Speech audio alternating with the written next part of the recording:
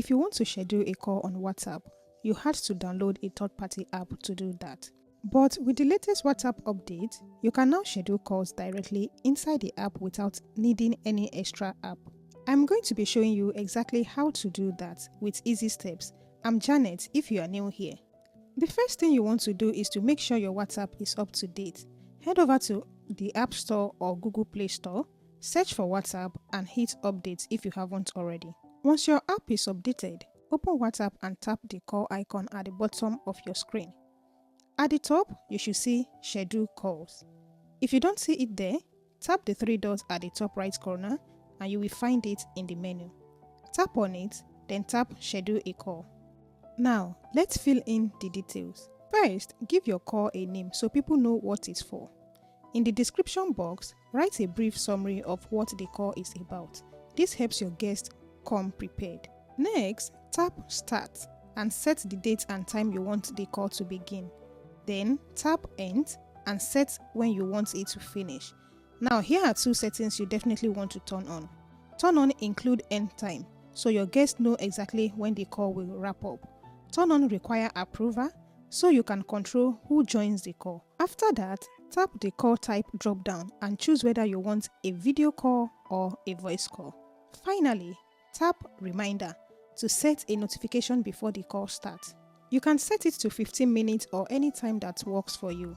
In my case, since the call time I set is very close, the customization option isn't available, so I will select Never for now.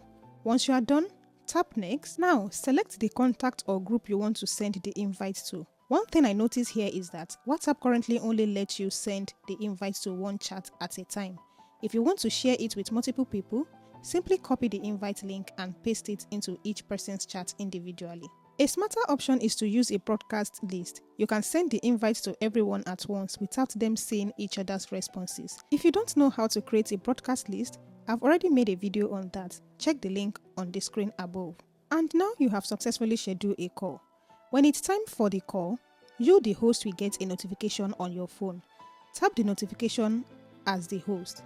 Tap Join to enter the call. You can also use the link you created earlier and tap Join Call. Once people start joining, you will see approval requests coming in. Tap the check mark icon to approve each person. You will do this for every guest you invited. If you want to add more people during the call, tap the people icon at the top right corner. You will have two options. Either share the link or add them directly. If you want to add them directly, tap Add to Call, then approve them once they request to join. During the call, if you want to speak, tap the three dot icon. Tap the hand icon to raise your hand, just like Zoom. You can also react with emojis to signal that you want to contribute without interrupting. If someone else is talking and you need to mute them, send them a direct message or remove them from the call. Just long press or right-click on their profile image and you will see all those options right there. If you are joining as a guest, it's even simpler. Tap the invite link, then tap Join Call. You can also tap Add to Calendar, then tap Join. Once you are in, you will wait for the host to approve you. After approval, you are live on the call. If you want to speak, tap the three dots and use the raise hand option. Here is something important I noticed. The call doesn't end automatically when your scheduled time is up.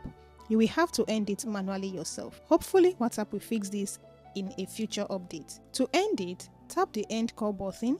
Then, if you want to disable the link so no one can use it again, go back to the call, tap Edit, then tap Cancel Event. That way, if anyone tries to use the link, it won't work anymore. And if you still want to reuse the link for another session, simply skip this step. If you found this video helpful, smash the like button, subscribe, and share this with someone who needs to see it. I will see you in the next one. Bye for now.